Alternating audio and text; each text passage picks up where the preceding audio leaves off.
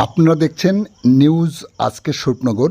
তথ্যবিন্যাসে আমি সৈয়দ রেজওয়ানুল হাবিব আপনাদেরকে সাধুবাদ জানাই। এখন শুনুন বিস্তারিত। বিতারি হাকিমপুর গ্রাম পঞ্চায়েত এলাকার ৮৩ নম্বর বুথে বিশেষ কর্মী সভা। উপস্থিত বিধায়ক বীণা মণ্ডল। শুদ্ধিকরণ অভিযানে নেমে কী বার্তা দিলেন তিনি শোনাবো আপনাদের। আজ ২৯শে সেপ্টেম্বর রবিবার বিকালে স্বরূপনগর বিধানসভা কেন্দ্রের বিতারি হাকিমপুর গ্রাম পঞ্চায়েত এলাকার ৮৩ নম্বর বুথে এক বিশেষ দলীয় কর্মী সভা উপস্থিত হন স্বরূপনগর বিধানসভা কেন্দ্রের বিধায়ক শ্রীমতী বীণা মণ্ডল। সাথে ছিলেন সাংগঠনিক উত্তর ব্লকের সভাপতি জিয়াউর রহমান মোল্লা, দক্ষিণ ব্লক সভাপতি কিঙ্কর মণ্ডল, পশ্চিম সাংগঠনিক ব্লকের আহ্বায়ক নারায়ণ চন্দ্র কর, মহিলা তৃণমূল কংগ্রেসের বনগাঁ সাংগঠনিক জেলার সহসভানেত্রী সঙ্গীতা কর কুণ্ডু ছিলেন, সংখ্যালঘু তৃণমূল কংগ্রেসের জেলা সভাপতি ইমরান হোসেন সহ একাধিক নেতৃত্ব, কর্মী, সমর্থকরা।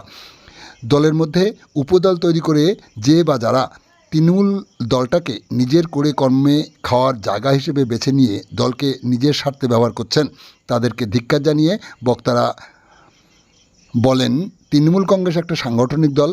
দলের নির্দেশকে মান্যতা দিয়ে দলের কর্মী সমর্থকদের চলার বার্তা দিয়ে আগামী দিনে সবাইকে দলীয় নির্দেশের মান্যতা দিয়েই চলার বার্তা দেন নেতৃত্ব। বিতারি হাকিমপুর গ্রাম পঞ্চায়েতের অভ্যন্তরে যে বা যারা দলকে হাতিয়ার করে স্বরূপদহ বাজারে দোকান ভাঙচুর করে অস্থির পরিস্থিতি সৃষ্টি করেছে তাদেরকে মূল স্রোতে ফেরার আবেদন করেন নেতৃত্ব। এই সময় অন্যদের সাথে কর্মী সভায় বক্তব্য রাখেন বিধায়ক বীণা মণ্ডল। তিনি দলের মধ্য থেকে যে বা যারা দলের অস্থির পরিস্থিতি সৃষ্টি করছে তাদেরকে শুধরাতে নির্দেশ দেন। সমগ্র অনুষ্ঠান সঞ্চালনা করেন শিক্ষক রাজীব শাহনেওয়াজ। এ সময় কি বললেন কর্মী সভার শেষে সাংবাদিক বার্তায় বিধায়ক বীণা মণ্ডল শোনাবো আপনাদের। আমাদের সাথে থাকুন, শুনতে থাকুন। কড়া হাতে দুর্নীতি দমন, দলের ভিতরে শুদ্ধিকরণ অভিযান শুরু করলেন, কি বলবেন? সামনে আমাদের বিজয় উৎসব আছে এবং সামনে দুর্গা উৎসব, কালী পূজা। সবাইকে শারদীয়ার প্রীতি শুভেচ্ছা জানাই। আমরা বিথারি পঞ্চায়েতের বৈষ্ণবতলায় এখানে আমরা আজকের একটা কর্মী বৈঠক করলাম। আমরা চাই যে এই পঞ্চায়েত দীর্ঘদিন তৃণমূল কংগ্রেস ক্ষমতায় আছে, সাধারণ মানুষ তারা পরিষেবাটা ঠিকঠাক পাক। কারণ মমতা বন্দ্যোপাধ্যায় অনেক লড়াই করে, অনেক সংগ্রাম করে সিপিএমের হাতে তিনি অনেক মার খেয়েছেন। কখনো কেশপুর, কখনো নেতাই, কখনো সিঙ্গুর, কখনো বিজন সেতু, একটার পর একটা গণ আন্দোলনের মধ্য দিয়ে এই দলটি প্রতিষ্ঠিত হয়েছে। আমিও 1998 সালে গ্রাম পঞ্চায়েতের কৈজুড়ি গ্রাম পঞ্চায়েতের প্রধান ছিলাম। আমরা পুরনো মেয়ে, দিদির নীতি আদর্শ মেনে আমরা চলি।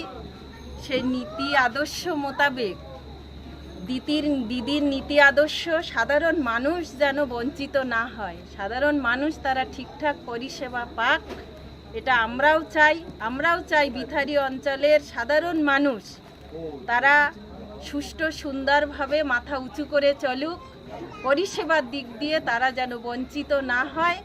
তার জন্যই আজকের আমরা এখানে একটা কর্মী বৈঠকের আয়োজন করেছি, কর্মী মিটিং করেছি।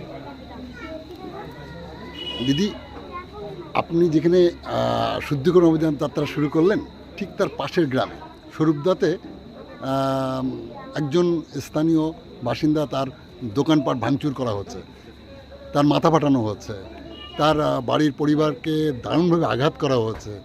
এটা নিয়ে আপনি কী বলছেন? এটা খুবই দুঃখজনক ঘটনা, একটা প্যাথেটিক ঘটনা। একটা বয়োজ্যেষ্ঠ মানুষ, তার দুটো দোকান ভেঙে দেওয়া হয়েছে, ঘরও ভেঙে দেওয়া হয়েছে। এ বিষয়টা আমরা দলের ঊর্ধ্বতন কর্তৃপক্ষকে জানিয়েছি, নিশ্চয়ই তারা ব্যবস্থা নেবে। আমি নিজেও খুবই ব্যথিত, কারণ মমতা বন্দ্যোপাধ্যায়ের নীতি আদর্শ নিয়ে আমরা চলি। আমরা চাই না কোনো মানুষ তারা ঘর ছাড়া হয়ে, বাড়ি ছাড়া হয়ে বাইরে থাকুক। আমি নিজে ওনাকে পুলিশ দিয়ে আমি ওনাকে বাড়ি রেখে এসেছি যাতে উনি নিরাপত্তা